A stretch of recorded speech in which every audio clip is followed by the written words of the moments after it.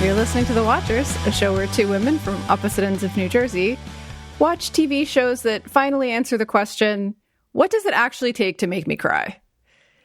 This is what it takes. Jodie. I'm Jodie. We knew. I'm devastated. Yes. I'm Andrea. It's devastated. I mean, it is the right word, but it's like small devastation. It's not like capital D devastating. Right. It is lowercase d devastating. Right. We watched... Wait, we didn't say what we watched so yet. much to Andrea, talk about. Calm down. We watched Somebody Somewhere. We are going to talk today about season 1, but I do think we need to be honest with our friends. That I watched season 1 as was my homework. And season 2 and season 3 in the last week. No, I watched season 1 and 2 in pretty much like one straight shot. Like I have always known that I have sleep troubles, but I was officially clap, diagnosed with insomnia. Oh boy. And one of my... Good job. Yeah, thank you so much. Well done. One of my nights this week, I just watched straight through seasons, 2.5 seasons, and then I saved the last few for last night just so it would be sort of fresh. And to be fair, these seasons are only 7 episodes and they're half an hour each. Some of them are like 25 minutes long. Yeah. That said, it's a lot of emotion to mainline in a short period of time. A lot of tenderness for a couple of days. It's a lot of tenderness. This does kind of show one of the differences between the two of us, because I couldn't stop thinking about, what if all I had were 7 episodes and then I had to wait a year?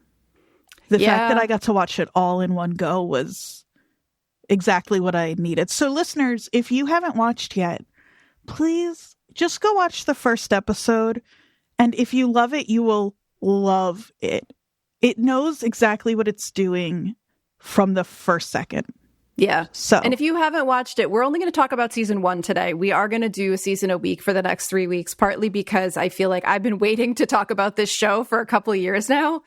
And so even though Andrea jumped ahead and watched the last 2 seasons as well, we're only going to talk about season 1. We're not going to spoil anything beyond that. So if you haven't watched it yet, go test out the first episode or 2. And if you react to it the way that we did, you'll probably, end up watching all of season 1 anyway. And it's so obviously something that is for this show. So like, I don't know, if you've been with us this long and you're not planning on watching Somebody Somewhere, do yourself a favor and go watch this perfect little gem of a show. It's so perfect. It's one of those things where like it only got 3 seasons. It got 3 short seasons, but at the same time, it's almost like this perfect gem of a thing. And it's like, it could have gone on and been just as brilliant for many more seasons because it's so concise and so not, it's not like 22 episodes or it's not 10-hour-long episodes. It could have gone on a lot longer, but also like... There's something special about the fact that it is just this little... It's a tiny little slice, yeah. But the thing about it is that the characters are so real in that short period of time that you feel like Sam and Joel are still somewhere out in Kansas. How many times are you going to cry in this episode? Should we start a cry counter in the episode? Because I know. This is going to be a rough one. Do I have a little... How long is this? Is that too long? So that I don't have to interrupt every time if I just hit a little... It's going to be a little jarring for me, but... What if we do Oh, yeah, perfect. Okay. Little rim shot every time you cry. Yeah, so that's one. That's amazing. Okay. Because I mean, for people who've listened to us for a while, I'm pretty open about the fact that I'm not a crier at a lot of the sort of sad things that we watch, but I'm a crier at the like sweet, happy things more than anything else. I always have been. Like, I will watch the saddest thing in the world and it will not make me cry. And one person sing it on a stage with a friend watching, and I'm fucking done. Yeah. Yeah. I'm done. And this show has everything that makes me cry is in this show. Happy, sad, like really Mom stuff, dad stuff. It's all in there. It's all in there. One thing that we say a lot, and it's because it's true and we didn't invent it, and in fact, I heard Bridget talking about it on an interview today, is when you can be really specific, that's actually the way to relate to the most amount of people. And that's exact. Not, I mean, the show is, because it's specific, it reaches lots of people. And I know I'm not, and neither are you, unique in how directly we related to this show. But no, but also, yeah. I mean, here's the thing. Okay, I have a quote from, I think it was a Guardian article. I've read a bunch of different articles just to kind of, it's funny. I was like, oh, I've got to fill in all this background information. And then I realized I've been watching this. I watched all 3 seasons of this show as they came out. And every time it came out, it was such a short season that I devoured every bit of press I could find about it at the time. That makes sense. And so there wasn't actually a lot that I hadn't already read. But that said, talking about the specificity piece, there's a little description from one of the articles I read that says, the spine of the show is simply an adult friendship that develops between a cynical, sad heterosexual woman unsatisfied with life and a gangly, giggly, wholesome, gay religious man who is trying to inhabit the life he desires. But in that simplicity is where the big complex things lie. And that's the thing. It's so, like, pinpoint specific. But there's, I think because of that, the other sentence from that is like, one of the things I love most about Somebody Somewhere is that it's a rare example of a show that's centered around people in their 40s.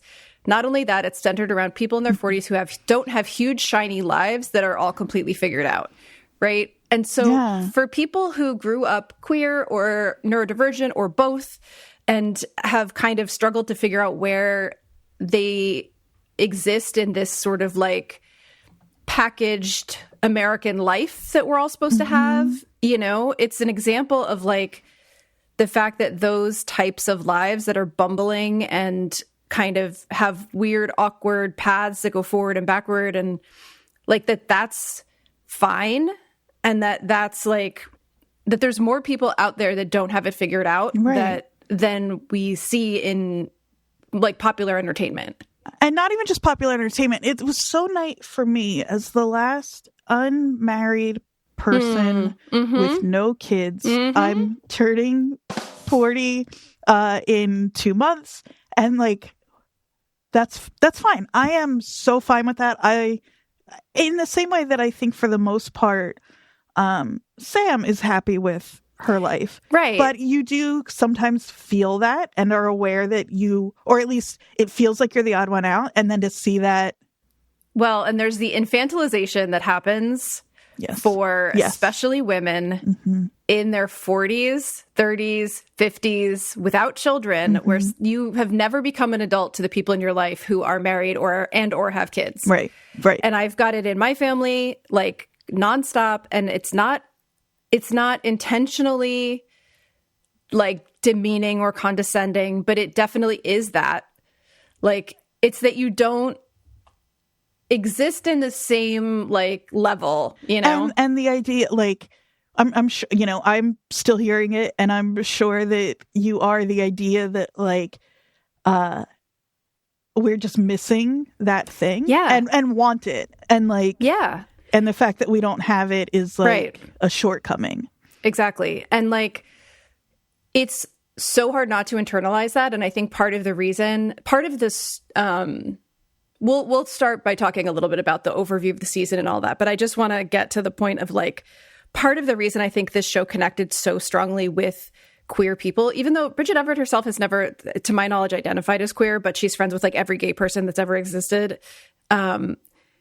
is that it's very hard to follow this, like, it's impossible to follow this pre-laid out path of like college degree, good job, marriage, 2 kids, live in the suburbs, retirement fund, vacations with the family, like all of that stuff. When you weren't like, it's not a failing. It's a different path. And like, it's so hard to remember that, but it's nice to see it represented. You're putting such a pin on this too, which is you saying like she's never identified as queer. What that is what is in common between anybody who can't or won't or doesn't want to follow that heteronormative, expected route that then puts you on the outside in some way. And it's because, just to whatever, it's seen as threatening to the people who do follow that path, that which is good for, and important. And there are lots of people who live that way because that's what they want to do. That's what they want. And that's great. But to be shown that we're kind of sidetracked here, but not really, especially as we get into later seasons. So much of it is about what, lives we should want versus what we give up versus what is expected.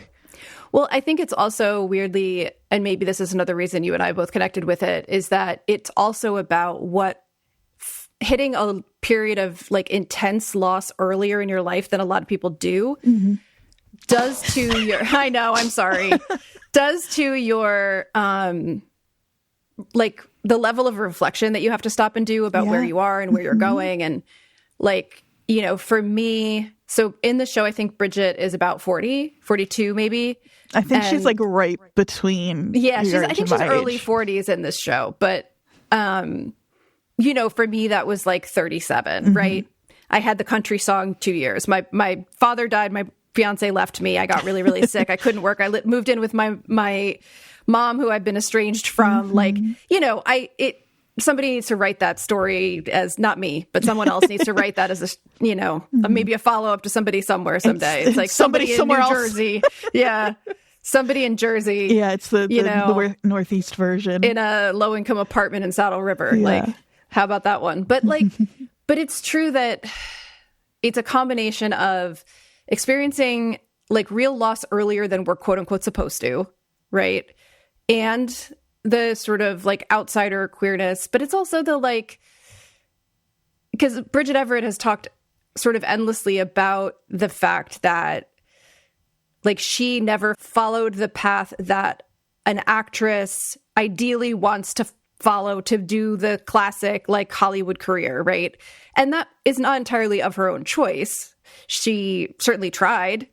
She worked as a waitress on the Upper West Side of Manhattan for 25 years while auditioning and doing cabaret shows and singing and doing gigs and really working her ass off. But she's not the Hollywood type in the way that she is, a larger size. She's very brash. She's very dirty in her conversation and her singing. And she's just not the sort of palatable type of woman that people have a place for. Right. So she's very threatening, I think, to a lot of people. Right. Should we, before we just keep talking about how much this means to us, should we just talk about an overview of the show?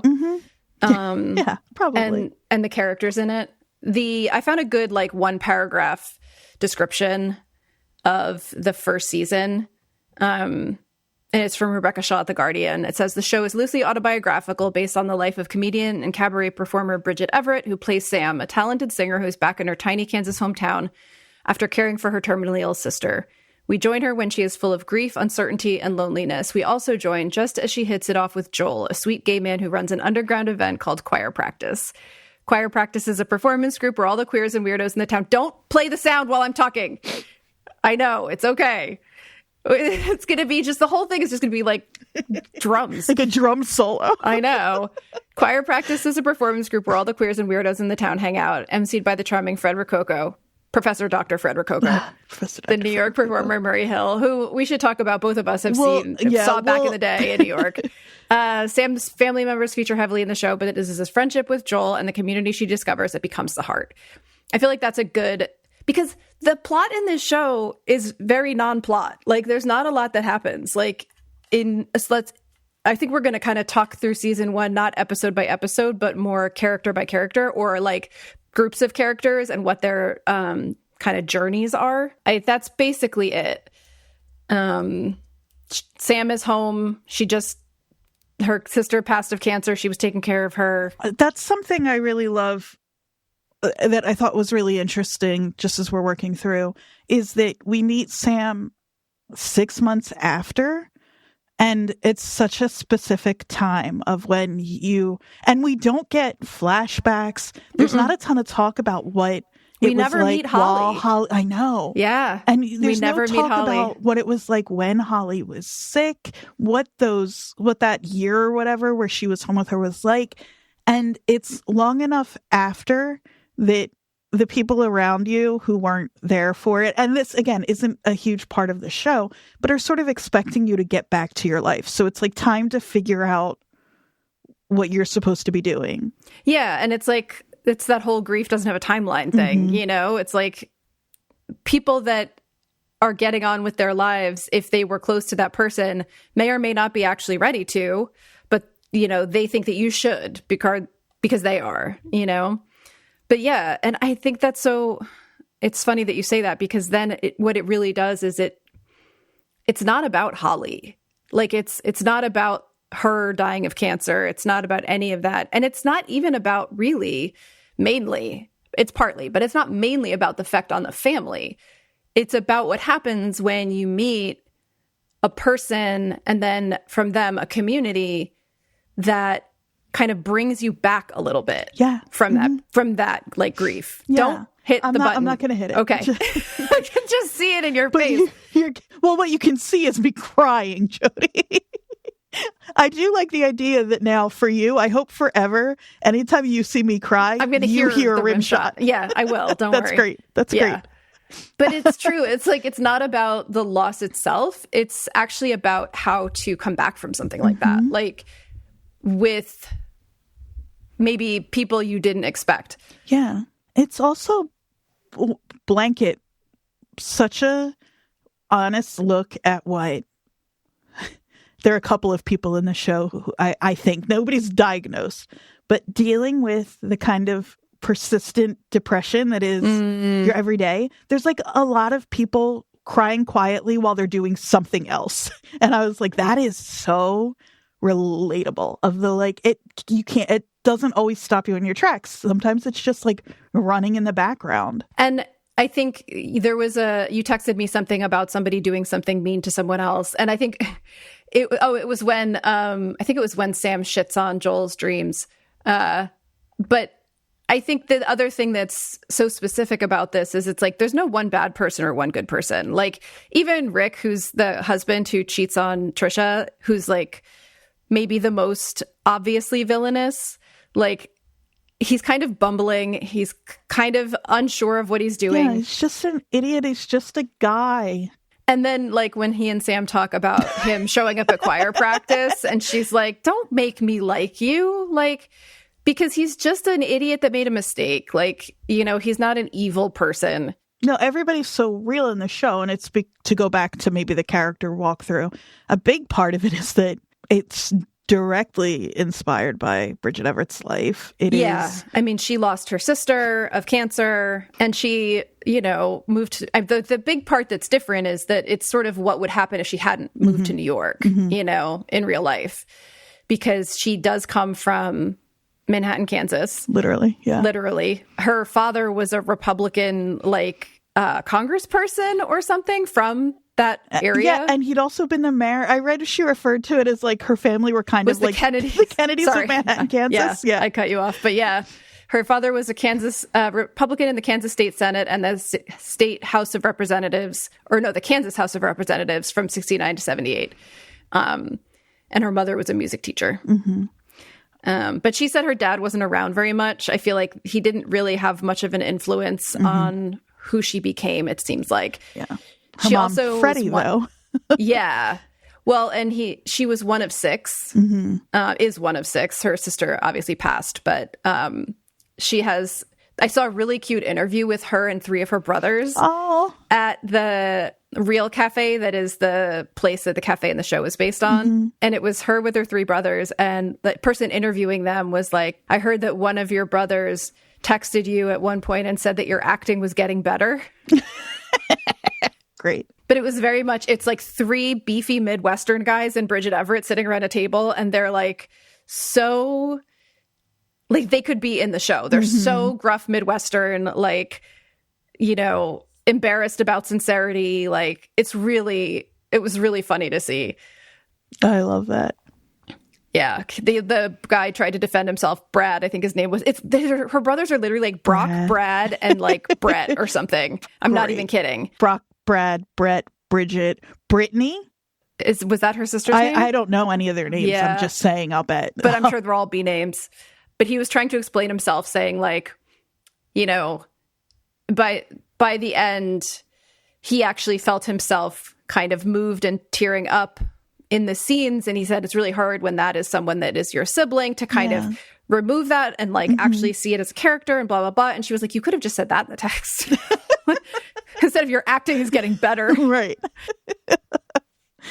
That's really good. So just a quick background on how the show ended up getting made, maybe, just to kind of throw this in there. It's not as interesting, so I don't think we should spend that much time on it. But she worked on this with Paul Thurene and Hannah Boss, who are a writing pair. They met at Vassar and Poughkeepsie, both Midwesterners.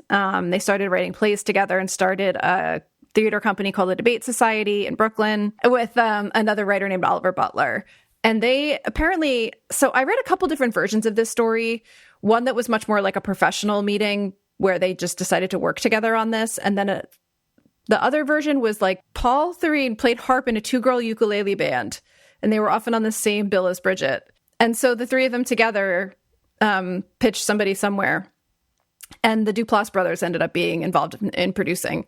Which, if you want to create any, like if you want me to cry, the Duplass brothers have a sweet spot. Like, have you seen the Skeleton Twins? No, but it's another one that I know. Even thinking about, like, I am so not a crier. I cannot emphasize this enough, except when people sing, I guess, because there's a scene in the Skeleton Twins where Kristen Wiig and Bill Hader are singing. And I even thinking about it, I'm going to lose it. Like, it's crazy. I know that about that movie. I know the scene you're even talking about, and I'm realizing, despite my heart forward, full eyes way I move through the world, there's so many. No, not move through the world. Live in this basement. The basement, yeah. There's so many things that I am putting off or saving because I know that's how I'm going to react. Like Somebody Somewhere was one of those things. Yeah. Listening to the two of them talk about their writing process reminds me so much of Sam and Joel's relationship, where it's like that kind of like cryptophagia twin speak. There are like a lot of moments, especially as you get further into the show. Actually, I don't know if there are a lot. I'm thinking of one particular one where there is a callback to season 1, where Joel and Sam, it's like somebody mentions something and then Joel and Sam just look at each other real quick. And that's all it is. And you know that they're both going back to that moment too, but don't actually have to exchange any words. And that's how they sort of talk about their writing. I was listening to them on an episode of a podcast called Working, and the host... Oh, is that Slate? Is that a Slate podcast? I don't know. Yeah. I just searched Somebody Somewhere and then picked stuff from 2022. Was it June Thomas, the interviewer? It was the slightly guy. British woman? Oh, okay. That was the other guy. The guy she's with, yeah. Isaac Butler, maybe? Yeah. Isaac. I used to listen to that podcast a lot. It was great. I would, yeah. But Isaac went to school with the two of them. Oh, that's funny. And like was in plays with them, and they were like close. And he was like telling a story. He was like, yeah, like I remember one time we were waiting for the subway and Paul's phone broke. And the two of you looked at each other at the same time and said, it's the Cadillac of phones. And then we're cracking up. Like they're just the shared little. And that's where, because I don't think that Jeff Hiller and Bridget Everett, right? Other than like, but weren't the like sort of best friends. No, they knew each other through the New York comedy world, because Jeff came up through UCB after he moved to New York from Texas. He'd done like theater. He'd looked into studying theology apparently in college.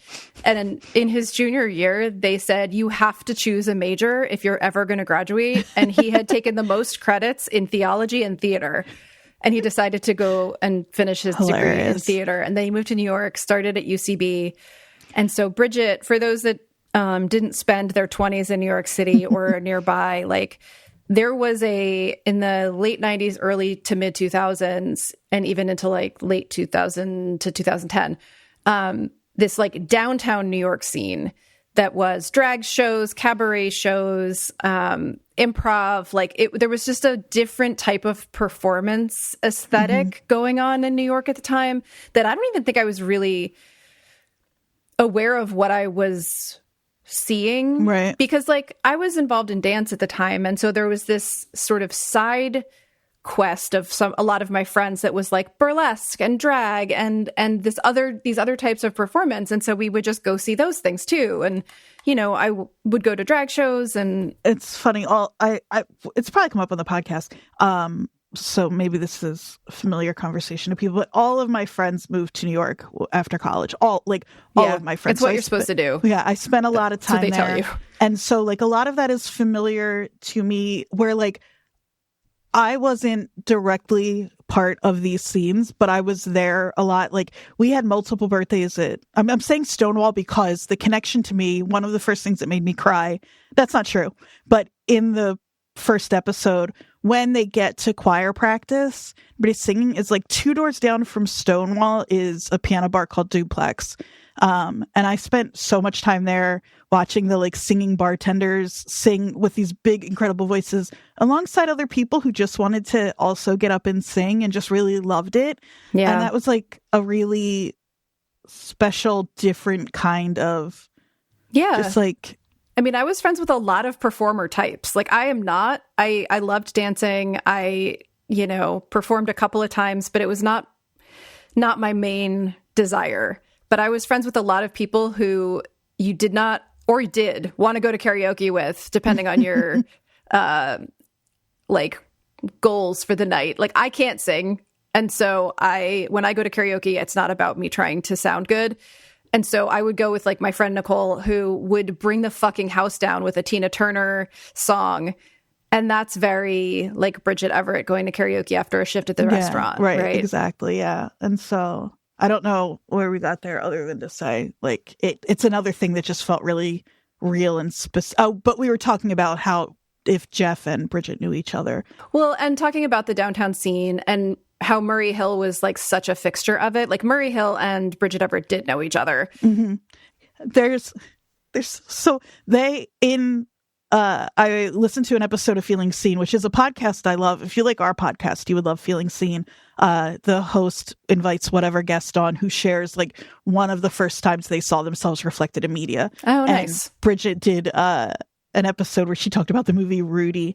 But it's season 1. It has maybe not even aired yet. I think maybe the host has maybe like a press copy. It sounds like it's not even out yet, but it's early season 1. And Bridget mentioned something about her and Murray's friendship that comes up later in season 3. So like they were good friends. Murray's another one, like I think I was saying to you, of like, I guess for me, it's like to say what fixtures these people are. The fact that I wasn't deeply involved and still like Murray popped on screen and I texted you. I was like, Murray Hill, I've been to drag bingo. Yeah. That he's hosted a million times. Like for a certain like age and group of people in New York in the early 2000s or the mid 2000s, you just knew who Murray Hill was. Right. Yeah. Like apparently he didn't have to audition. He was already he had a part from the beginning. Mm-hmm. There's an interview with them in Paper Magazine where they're talking about the show and how it got made. And so Bridget's saying, like, I got a deal with HBO. We met with Paul and Hannah, and, there's a dead sister, which I can relate to, the love of singing. And then Fred Rococo's played by Mr. Murray Hill. That part was predetermined. He didn't have to audition. And Murray says, thank God I wouldn't have gotten it. He's so, I've always been a fan of his, but like, him and Jeff Hill are both, I am so soothed by in this show. Like, Fred especially, honestly, he's so solid and just like... That's exactly right, yeah. Even solid is the right word. The whole time. Yeah. Well, the way that, I'm going to do it. I'm going to make you cry. The way that he talks to the dad and how... Also, the dad's name is fucking Ed, which is my father's name. Like, fuck off. But like, the way he talks to him about, like, so gently understanding exactly, like, the borders of what he's available to kind of have in terms of emotion, and then the way that he so carefully reacts when Ed does break a little bit and shares with him. He's like so respectful of what he can and can't talk about. It's so smart. Like smart and lovely. And yeah. And I've read interviews with Murray Hill where he talks about like the experience of having a role as a trans person that's not really like, not that it's not about him being trans, like it's the fact that it's so nuanced and quiet and sweet and not loud. Like Murray Hill and Bridget Everett are two extremely competent live performers that can like lead a show with all the charisma and loudness and buoyancy that you would think of in like cabaret and drag. They're both so quiet in this show. Yes. Like it's so noticeable if you've seen these people outside of it. But I think it also is like, you know, not to be cliche, but it's still important to have a variety of representation of queer people and trans people and like that, and not have the only version of that be this like loud, citified, flamboyant, like that there are trans people in Kansas, there are queer people in Oklahoma. Like, you know, the Midwest is not a desert of people that are not farmers. Right. You know? And sometimes they're trans and farmers. Like, I had this like really lovely quote from Murray Hill. He says, as someone who moved to New York to find themselves because I come from a right-wing religious family, getting on HBO and Hulu, it was validation that somebody like me, a chubby trans guy with small hands and a big personality, could get on TV. It's like, finally. And he said, so I've always wanted from the day I started doing this to get into some kind of mainstream media because it was the fastest, quickest way to represent. So that's what I mean when I talk about how it's important that there's like a quiet Midwestern trans guy on TV and not just, you know, fights over fucking drag library events with kids. Like that's a distraction. So I love Professor Fred Rococo. Coco, so good. Yeah. You just made me think of what I wanted to say about Bridget Everett in the first place is that I saw in 2015, never go to a comedy tour in like a big venue. It sucks. But I didn't know that in 2015. And I went to it's like Funny or Die's Oddball Comedy Fest. And I, every few years, have to look up, did I really see this list of people all at once? And I did. The reason I have to look it up is, this is not an exaggeration, the only set I remember directly is Bridget Everett. She was unbelievable. And when I tell you, TJ Miller, Sebastian Maniscalco, Rory Scovel, Nikki Glazer, Nick Kroll, Michael Che, Jim Norton, Jeff Ross, Jay Farrow, Dave Attell, Anthony Jeselnik, Amy Schumer, John Mulaney. Wow. And I can't tell you, I'm not exaggerating. I don't remember a single joke any of them did, except that I remember Bridget set so directly. I remember the kid, the like young guy she picked out of the crowd to motorboat or to have him motorboat her. She may have motorboated him too. I think it's aggressive on her end. So I think it's okay to say she did it. She did the motorboating. She's the motorboat top in this case. Yeah, exactly. And she called him Cookie. Like, I have such specific memories of her set and nobody else's. Like, she's unbelievable. She opened for Amy Schumer for a while, and it got to the point where like Schumer decided that she needed to go first because she didn't want to follow Bridget Everett. Like, that's amazing. Yeah. She's been on, Amy Schumer had a podcast that she was on a couple times and they would talk about it. I mean, we have to mention, of course, to me, the only Jersey connection that I found, but that she was the mom in Patty Cakes. I found two. That's the biggest, best one. And she's so fantastic. Good I kind of wish she hadn't tried to do the accent because it takes me out of it sometimes. But she's fantastic in that. Mm-hmm.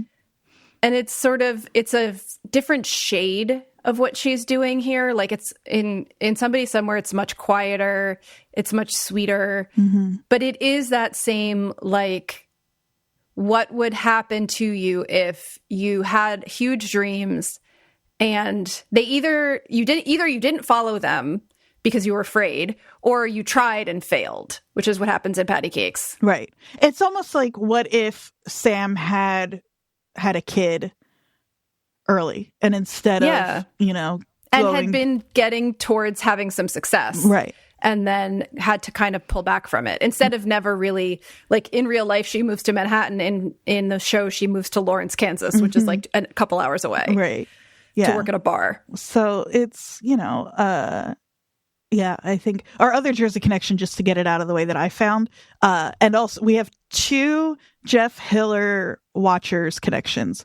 One is he's in an episode of The Watcher. I don't remember. I watched it so quickly and so annoyedly. Yeah. I was focused on the pottery. Yeah, he's also in an episode of Evil. That I remember, because that was more recent for me. And I feel like I remember texting you, Jeff Hiller. I've seen him at UCB a couple of times do improv. Not in the last 3 days. I'm so glad, because I think if I see him in person, and I'm not this kind of person generally, I think I would cry. Yeah. No, I know. I really think I would cry if I saw him in person. And I'll bet he gets that a lot now. Yeah, I'm sure he does, because we were texting about getting ready to start recording, and I said, I just have to watch him accept his Emmy one more time. And when he accepts that Emmy in that suit that looks like your grandmother's couch with sparkles on it. So good. And is so queer up on that stage. And the fact, I didn't even realize this when I first watched that, because I didn't watch the Emmys, I just watched the clips. But one of the best parts of that is actually when they show the other people in his category, specifically the queer people, because Bowen Yang and Michael Urie and Coleman Domingo, and the camera goes to each of them, and there is not an ounce of anything on their faces other than pure joy and love. And it is like the sweetest thing. And he gives this like really short, sweet, beautiful speech. But then when you see interviews with him after the fact, he cannot talk about that without crying. And it's like, he's a great TV crier too, by the way. He's so good. I saw a cute interview with Jeff Hiller where he was talking about like his desire to become an actor, and how when he was in college, there was the theology stuff he was studying, and he was planning on becoming a pastor. He's in the choir for 4 years. But he also always really connected to acting. And so the interviewer was talking about his early cinema and TV experiences. And they said, so you saw E.T. and ... And he says, and I was really concerned about Elliot. My mom was like, oh, he's just an actor. And I was like, what? You can be an actor? And so he was worried about little Elliot and E.T. because he thought it was real. That's really cute. Yeah. And so he says, it wasn't a real goal until I moved to New York and I started taking classes at UCB and met people who were actors. They were in commercial and they were doing off-Broadway theater. I was like, these people are just like me. In fact, I'm better than them at improv. So let's do this. I love him so much. And in talking about like when you were just saying about how you would probably cry if you saw Jeff Hiller, and I agreed. That same interview, I think this is the one from Paper Magazine. The interviewer said, have you guys gotten groupies or fans from the show that reach out on social media, for example? And Marie says, yes. And Jeff says, yes, I find that I'm quite beloved in the lesbian community. And so Bridget said, because one of Jeff's fans stopped me on the street and was like, I saw Jeff, your co-star, down the street and I lost my shit. I could not stop crying. And then she's like, anyway, great to meet you. Bitch didn't even get misty when she saw me. I'm like, okay, I think he's great too. That's funny. And I think, and I obviously relate much more to Bridget than, that's funny I'm wrestling with the fact of what is it about Bridget where I would be less, I don't know if it's that I just feel closer to her. So it's less, or he's just so, I know what it is and we can't talk about it yet, but let's put a pin in that and we can come back to. Well, it's also, I mean, what we can say is it's the tenderness. Like he is just a very warm presence and she is prickly and that's hard even when you appreciate that. And he is what opens her up to being tender. And there are specific examples I'm thinking of later, but it starts in season 1 with the Zumba, that's exactly what it is. It's because he is tender. Tender is exactly the right word. Yeah. But he's another example of someone who, like Bridget, like just plugged away at what he was doing for 20 plus years. And in his, I think he's exactly my age, I think. In his 40s, he and Bridget both like suddenly are having this moment of success. Like you see all these interviews with Bridget, and she talks about her motto. Did you come across this? DDHD? I don't think so. I watched a clip of her on Jimmy Fallon, mainly because it's when she performs Piece of My Heart with the Roots. But she talks about it there, and it's from LL Cool J. That's where she got it originally. It was an LL Cool J interview with Oprah where he says, dreams don't have deadlines. Okay. Oh, no, I haven't heard that. And that's like, I mean, that is sort of the thesis, not of the show, but of like her life and Jeff Hiller's life. Like that it can happen when it happens. But yeah, we have Patty Cakes as our main connection with Bridget, but also she was in Lady Dynamite. Oh, huh. As a friend of Maria's. Interesting. So I think, I mean, I have no problem with this being like a rambling conversation because it's a whole season. Yeah, and seasons 2 and 3, we obviously won't do this whole recap again, so we can get a little more specific then. Yeah. I could talk about Bridget Everett actually this entire time because there's so much more about her, but maybe when we talk about the storylines, we can come back to some of it. We can talk a little bit briefly about Mary Catherine Garrison, who I was not super familiar with before this show, but she's been friends with Bridget Everett forever. Like they lived together in New York. They've been best friends for a really long time. She was on Veep. I'm not sure exactly what role she had because I unfortunately did not watch Veep, even though I hear it's like one of the best shows ever. But yeah, she doesn't have a lot of big credits before this. She was, of course, on an episode of The Good Wife. We must keep that alive. Uh-huh. Apparently, she also has an online pottery business. That's our Watchers connection, too. Yeah, pottery. I bet her pottery is better than the shit in The Watcher. I'll bet you're right. A couple of other people. So let's see. Well, we should talk briefly about Mike Haggerty, who plays her dad. Yeah. He is an old Second City, or was an old member of Second City, knew like Jim Belushi. But, and he's in so many things as like that guy. You know, like in the Ringer podcast, they call it that guy. Like he's the guy that you see in everything, but you don't know where he's from. And he's literally in a million things. But this is the first time where I've been like, oh, he's interesting. Like he's not just plug and play. Like he's doing some stuff in this. And as I said to you, looks in his older age so exactly like my ex-stepfather, who is no longer with us, but if anybody ever wants to know what old Jimmy looked like, this is exactly it. Yeah. And, you know, he's got that gruffness, like you and I both have talked in the past about, like, the quiet dad type or the, like, restrained father who, like, you know. Just shown up to do what he work a thinks day. His job is. Yeah, exactly. Like, reliable but quiet. Right.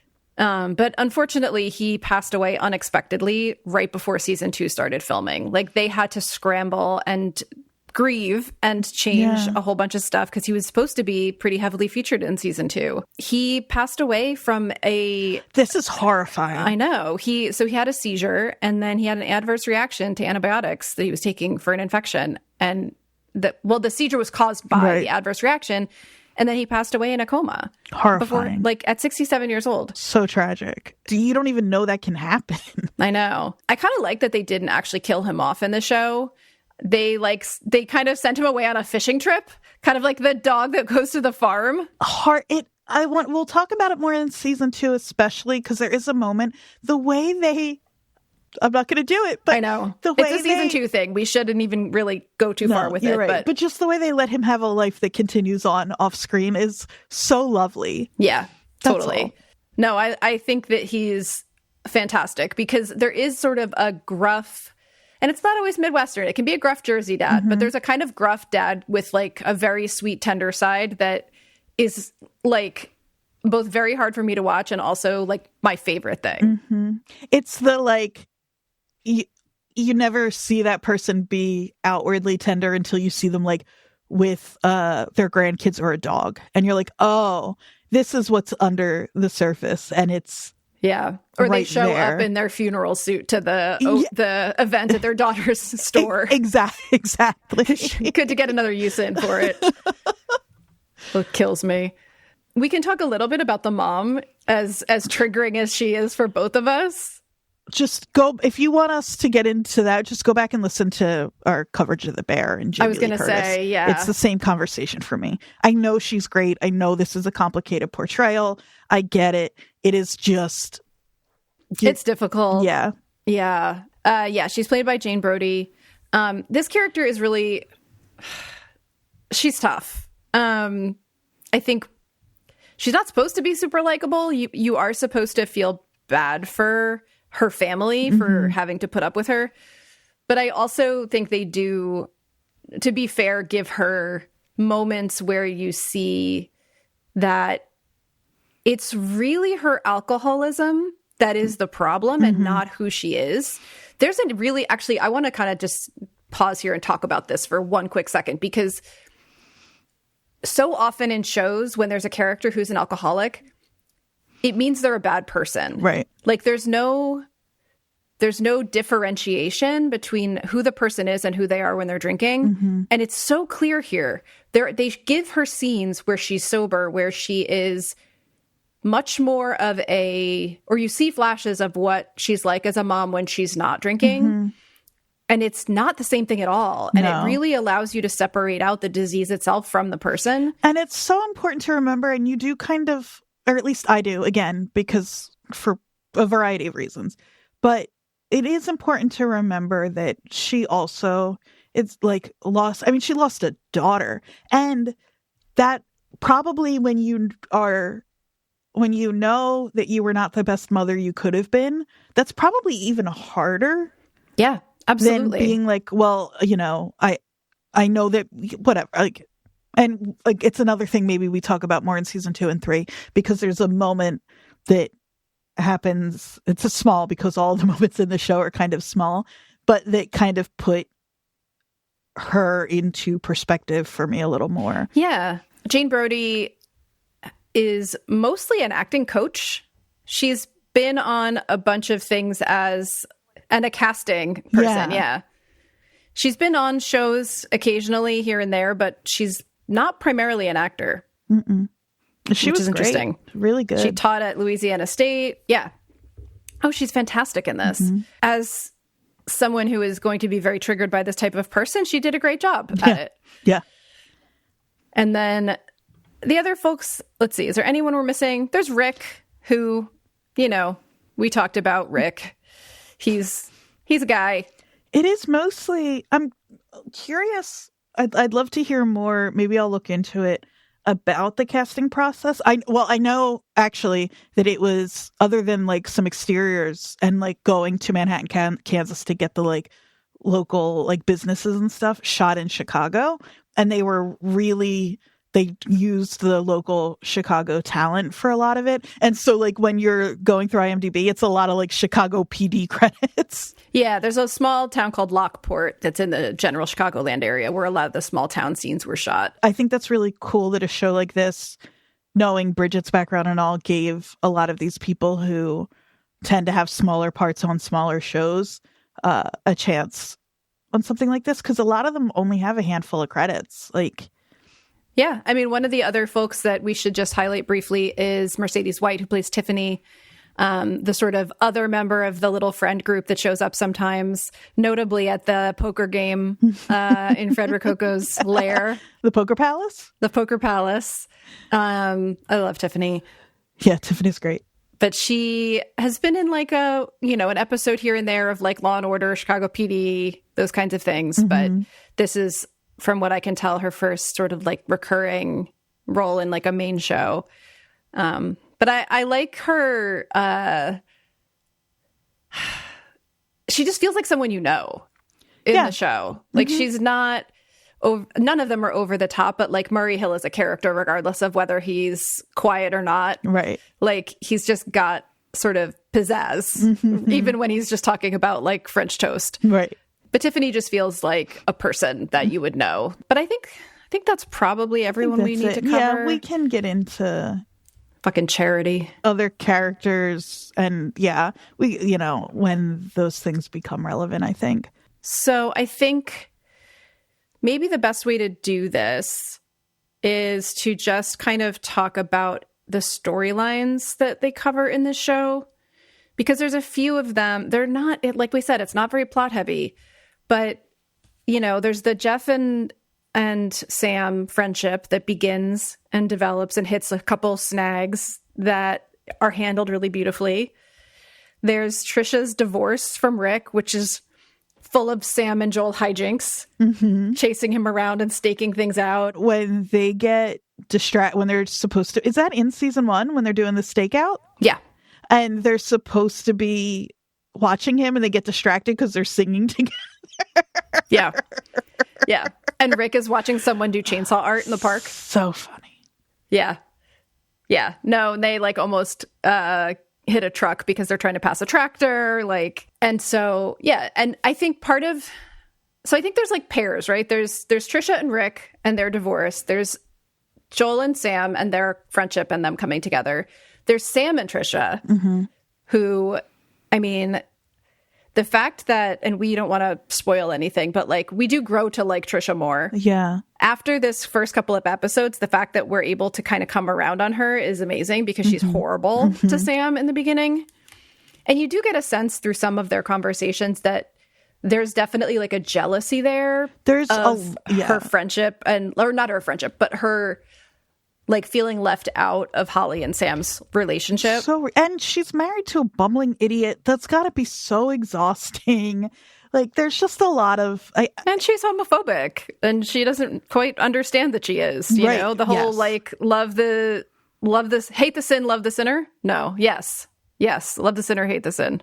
But it's another example, too, that you kind of learn through this show of there are so many people like that. And then it's because they've never spent any time with a queer person. They hang out with two queer people. And they're oh, wait. All right. Right. Exactly. Yeah. And then we have sort of Joel's relationship to the church, which is a thing that is kind of explored throughout. One of the sweetest moments to me is when Sam shows up at his house and is like, we're going to church or we're going to do Zumba. And he's like, Zumba. And she's like, damn it.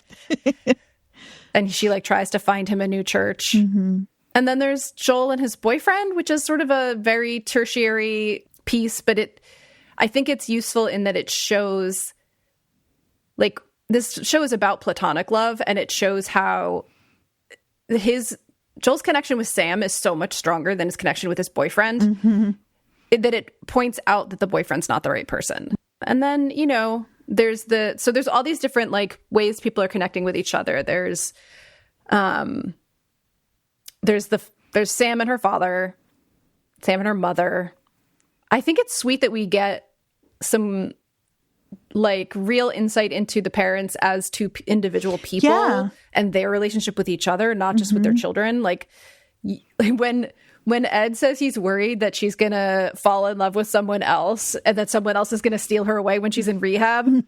But yeah, the idea that when he talks about her, he talks about how they've known each other since high school and they've become basically the same person at this point, and how hard it is for him to imagine. But he's so afraid she's going to meet someone new at rehab and leave him.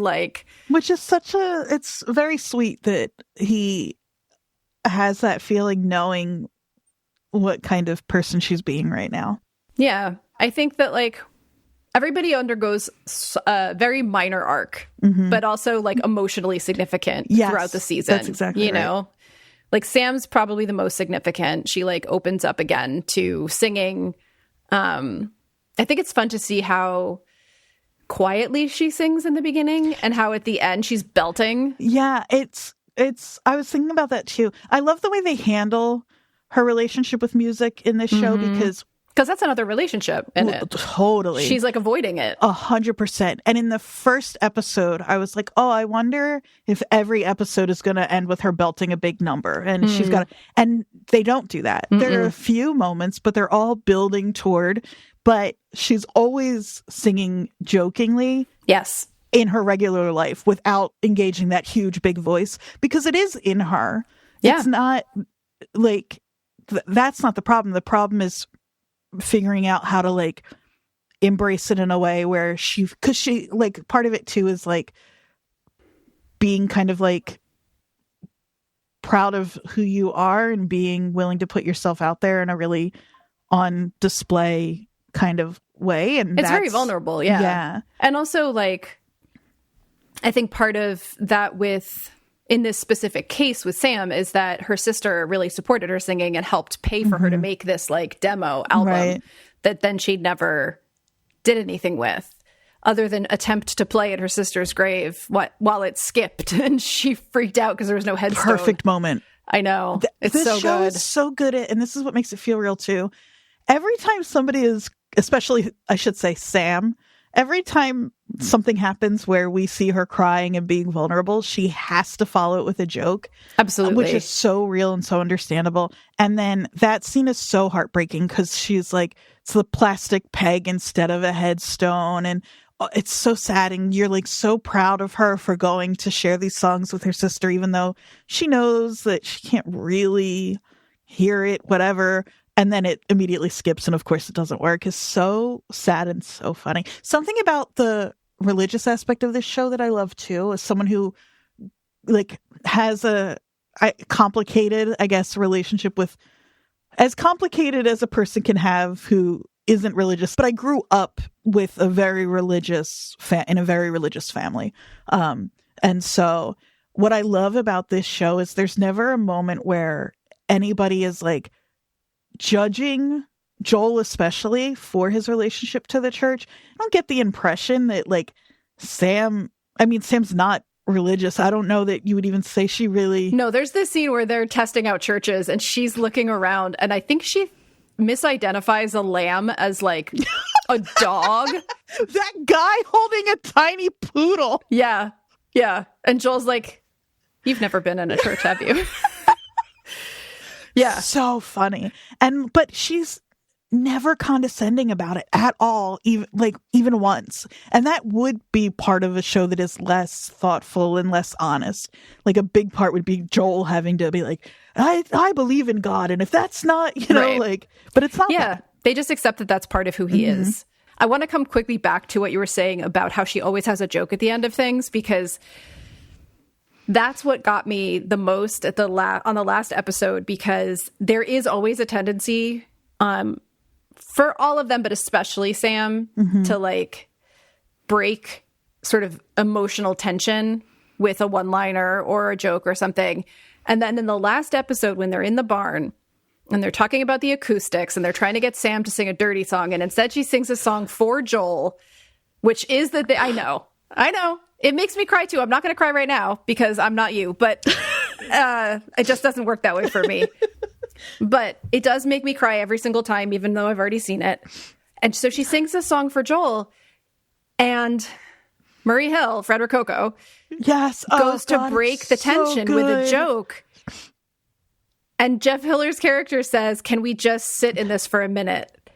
Like, not letting the like sweet emotional moment go by like destroying it with a joke. Yeah. They wait a couple more minutes and then someone is like, is that enough? Like, and it's so accurate to the way people like this and people like us, frankly, like try to escape out of those moments through humor. And like the fact that Jeff Hiller's character, Joel, is like the one person who really doesn't do that. Like, he's funny as hell, but he will sit in the moment and like have a real emotional reaction to something. Like, that's why I think he's someone you attach to so much in the show, because like when she hurts his feelings about the vision board, like he just says to her when she comes to apologize, you really hurt my feelings, and they get past it. But he's super honest with her about the fact that she's been hurtful. The vision board is such a good real person moment too, where he doesn't realize right away that she's making fun of him, and she doesn't realize how serious that miscommunication of two people, like one being hurtful to the other without even realizing she's doing it. And like, I know my note is just Sam shows up at Joel's house and shits on his dreams. I would love to read you my list of notes to give you your run of the season. Yeah. And then, but another thing that's lovely about this show is everybody in the show and in real life has their things that they're always working through, and they're always going to fuck up a little bit. So fine. But in general, like that, for example, that happens. And then Sam never gives him a hard time again about wanting to have a family, and in fact is like a big champion of that for him. Like, is like she learned and now she's better, like, about that thing and how she's treating someone who was important to her. Yeah. I mean, I think that for someone who is as sort of stunted in their emotional growth as Sam is when we meet her, there is something, not to spoil anything beyond this season, but like she does continue to grow and open up a little bit, but it's not, she doesn't go from like an emotionally stunted person to this hugely evolved, but she does in her friendship with Joel. Well, because they're able to be like, she's safe with him. Yeah. You know? And so that's like the place you can sort of test that out, you know? I think before we start to kind of wind this down, I just want to say justice for whatever relationship could have happened between Sam and Drew, the fentanyl dealer. Because their rapport is perfect. I know. Their conversations are so fucking funny. When she talks about how she can't keep anything alive and he says, like Holly. And then realize. And then it's like, wait, oh my God, I'm so sorry. She had a dark sense of humor. If he had not been dealing fentanyl, that could have been something.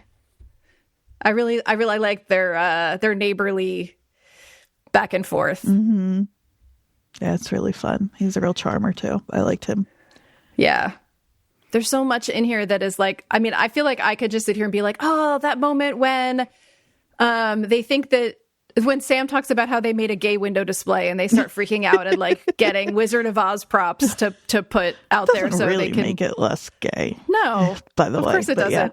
But like the Wizard of Oz of it all too, like, is so funny. The tornado and Joel with the dog in the like drainage tube. So good. I'd like to share with you the thing that it didn't make me cry the most, but I'd just like to highlight a couple of small moments that made me cry that I think, because I don't remember if we said it on the podcast last week or just in talking about it, that we would play a game where for each episode you would guess what the most unlikely thing that made me cry was. And I didn't know how specific this show was, and so that there would be no way for you to do that.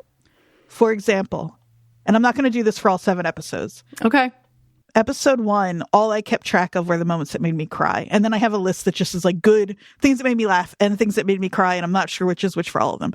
But for episode 1, I did do the 5 moments, if you count choir practice as one cry. Because everything that happens in that first choir practice makes me cry. So we'll call that 1. And so I cried 5 times. Okay. One was when they said the phrase show choir.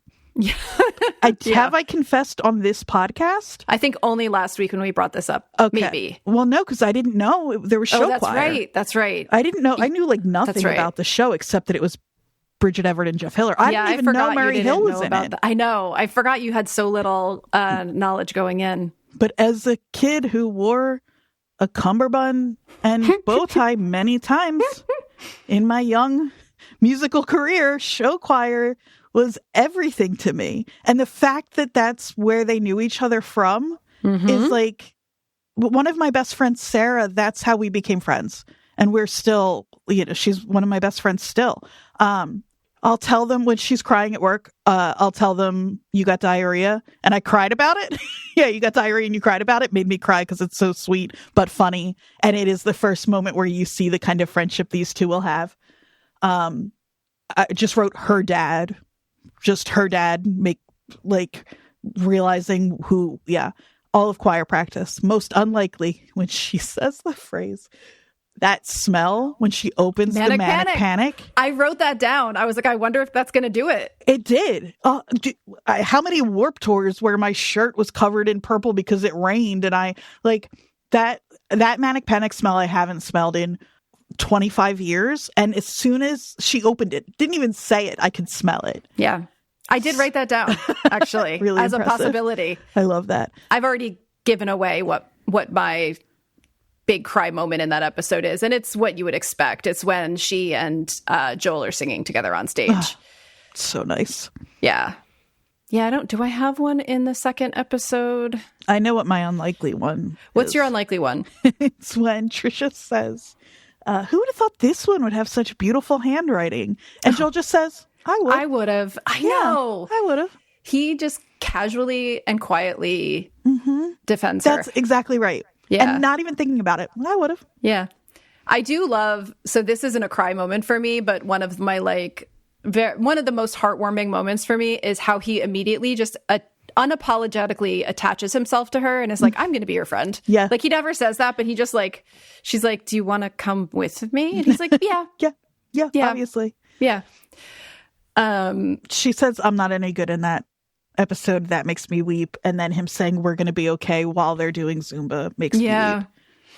And then I stopped Zumba, when they're doing the hands thing, when he's, it's beautiful. Would you like me to just run through these notes to give everybody a cross section? Because then I've stopped dividing them by episode. Yes. Because I've got like 4 and you've got like a huge list. And then you could just ding when we match up, because I'll bet we will, or if we get past them. Okay.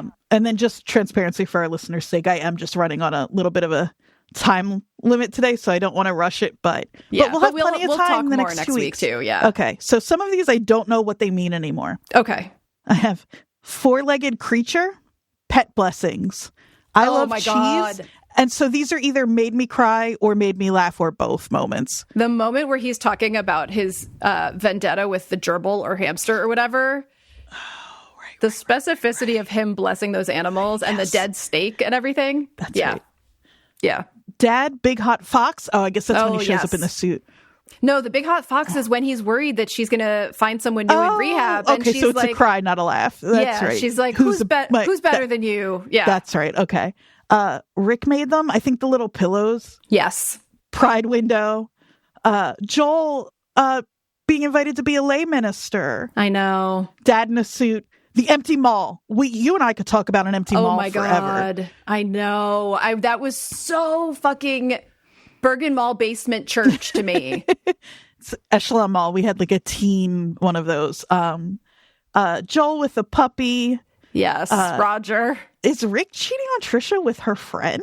I cannot get rabies again. Oh my God. Okay.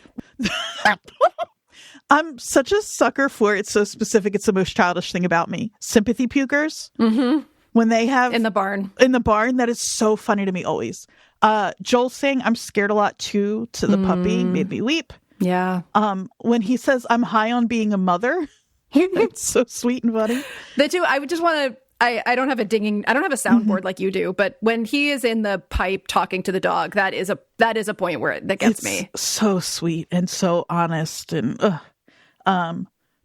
this is gonna make me cry to say it. You're a real good steward of the land. That's Freddie to Ed. Yes. That's what I mean about that conversation where he's so careful about where Ed's boundaries are and like letting him let his emotions out, but not like make it weird. Like he knows how to be like a Midwestern dude. Exactly. And the thing that really is going to mean something to Ed when he can't say all of the other things, you're a real good steward of the land. That's the thing that would mean the most to him. Yeah. The refurbished Vitamix is really sweet. Yes. And then I hope you can hear this right to the CD skipping. Oh, God, yeah. And then I wrote, which you'll know what this means in listeners who have been with us. I wrote Carmy Mom Problem because it's the same problem. Yeah. Just change your clothes, Joel. I don't know. That guy holding a tiny poodle, of course. Yes, that killed me. And then I have poop journal. Oh, it's when he reads her songs. Oh, yes. And she says, is that your poop journal or whatever? I forget, but like she's like, yeah, it's my poop journal. That's like less vulnerable to her than what it actually is. Joel giving a sermon, Fred's Poker Palace, the word Fredibles. Yeah. Then I just wrote Bridget's song, Put Your Dick Away.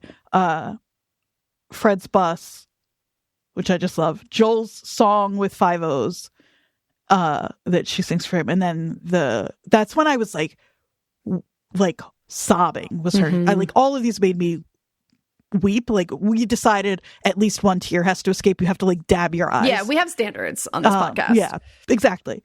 Joel's song was full on like many tears. And then just the phrase, this is church, really got me. I wrote that down too. Yeah. That's the whole season. Yeah. I think Did I miss any that were yours? That were big for me? Or it's almost always when someone is singing that I'm destroyed. That's so funny. I love that's the thing that cuts right to you. It really does. It's that, and it is moments of Joel being like super tender and Bridget, like Sam, not really being able to handle it. One of my favorite moments that we didn't mention that is not a crying moment, that is a laughing out loud moment for me, is when Trisha punches Charity in the hotel. She socks her so hard in the gut. And she's wearing like a towel she stole from the maid's cart. Like, that she convinced, because everyone knows each other, she convinced the guy who works at the motel, who she clearly obviously knows, to let her in or pays him. Oh, that's another thing I really love about this show. How good they are at reminding you this is a small town where everyone knows each other without being stupid about it. It's just like everybody knows everybody's name. Yeah. They're like... Randog at the coffee shop. Yeah. Who gives her exactly. half a muffin. But yeah, her punching Charity in the hotel. I'm trying to think if there's anything else. Oh, well, this will pay off more... I was going to say, is there anything we need to set up going Well, in for... no, I was going to say the lion cunt pillow, but that she just casually replaces it with lion cunt. I think that's like, those moments are when you start to see that Trisha's not just this, like, she's got some personality and is just struggling. I think there was something really meaningful to me about when Sam gets her first like compliments at work that she's doing really well, and she immediately quits because she's like, oh, I don't want to be good at this. Yeah. I don't want this at all. Like, it seems like at the moment that she's running away, but it ends up actually feeling like she knows she doesn't fit in this spot. Like, maybe she does fit okay back home if she finds the right people, but that is not the right place for her. I'm sure there were other moments, but for me, it's always the singing or Joel that will get me.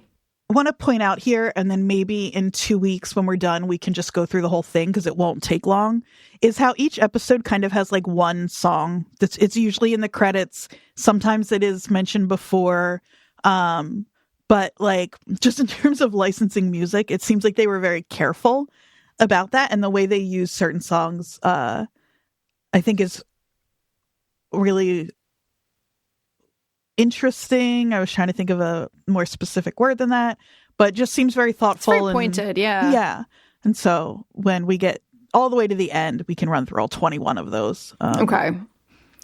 Yeah. No, I think that's true. And I think as we go on, I want to talk a little bit more about like we mentioned it, but like the Midwest has queer people too, part of it, you know, and what it means to have that so sort of almost unremarked on, like intentionally, just like not like, oh my God, did you know there's queer people here too? But like just that they are there. Yeah. Or like that. Kind of like what we were starting to say about Fred, where it's like, it's not that it doesn't matter that he's trans. It's that like he gets to have other parts of his story, other conflicts and stuff. It's some of them are about his identity, but most of them aren't. That. Exactly. Yeah. It's just like, it feels like these are the things Fred would be dealing with. And some of those are going to be tied to his identity, and some are going to be... The waiter at the cafe, like, stumbling over his pronouns and then apologizing, and, you know, Fred tipping really well because he likes to, like, make them feel a little better when they misgender him.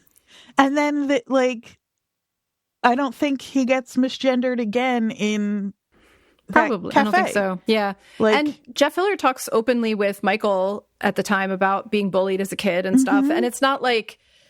It's not this confession of the worst trauma that's ever happened to anyone, but it's matter of fact. Right. And I think that's part of it too, because for the most part, all my specific and various traumas don't stop me in my tracks every day. They're just a part of, you know, my life. And I can talk about them matter of factly. Like, it just, I love that it's not everything has to be so tragic in this story that is about real serious tragedy. Well, because the real tragedy is like her sister died and her, you know, her parents are going through this whole thing, and, you know, she's trying to figure out what the rest of her life looks like. Mm-hmm. But and also that's not to dismiss those other things. No, it's just not that, at like, all.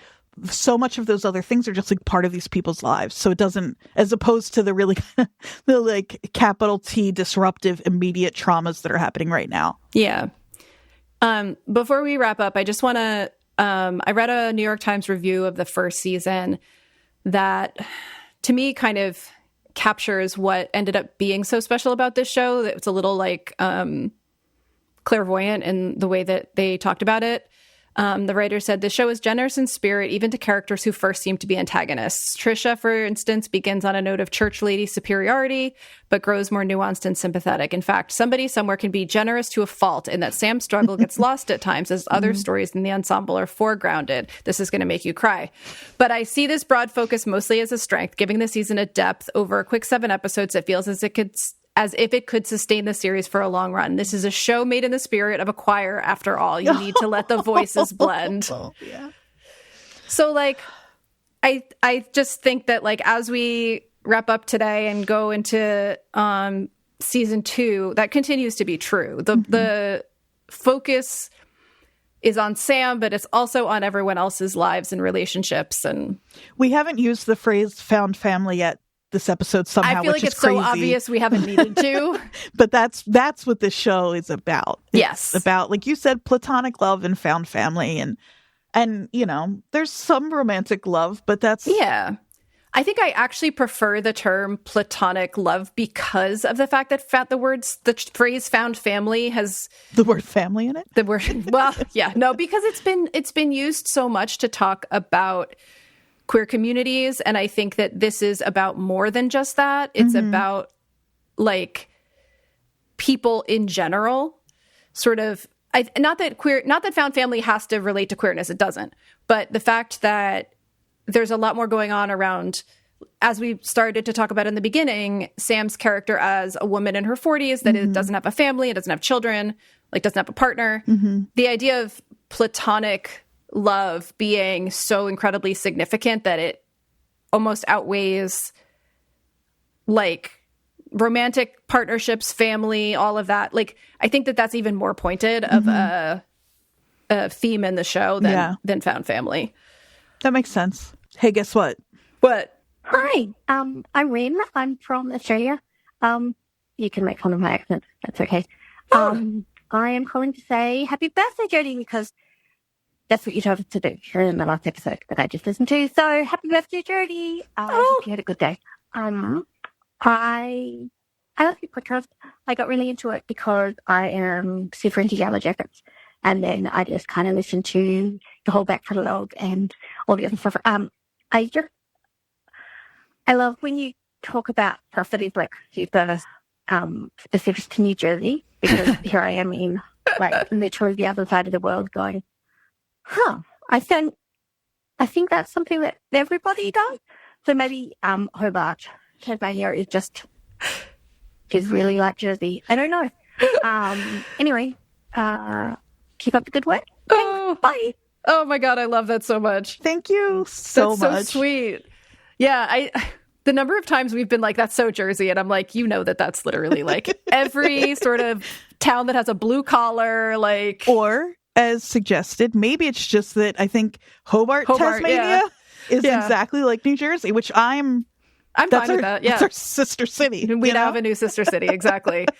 That's amazing. Oh, I'm so glad to hear her voice. That's so sweet. I know. So thank you so much for calling in and for sticking around beyond the Yellow Jackets, because, like, the Yellow Jackets, beyond Yellow Jackets, because, you know, I mean, we hope that people that found us from Yellow Jackets will have similar sensibilities and want to kind of stick around and hear us talk about other stuff. But yeah, that's awesome. I love it. So thank you. So if you would like to call in and continue to wish Jodie a happy birthday, I hope that's the new thing. You don't have to keep doing that. I think from now on, anytime you call, you have to start by wishing Jodie a happy birthday. Okay, no matter what time of year. I'm not planning on getting any older, though. So I think what I'm curious about is I would love to hear from people who either related to this show the way we did, or if they have an example of the show that really was like oh, there I am. Like, I love to know that. Yeah, me too. And if they, or whatever else, call in. We want to hear from you. 856-336-8986.